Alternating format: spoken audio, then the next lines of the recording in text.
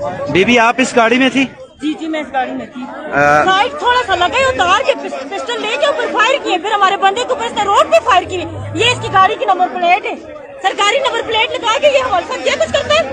फिर इसने हमारी गाड़ी खोल के हमारे ऊपर फायर किया है। गालियां भी दी है, साथ गाल के दी है। अपने आप को क्या समझता है?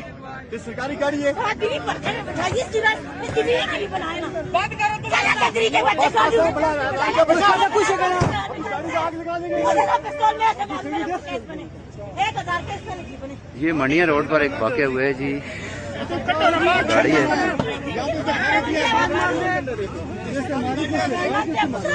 गाड़ी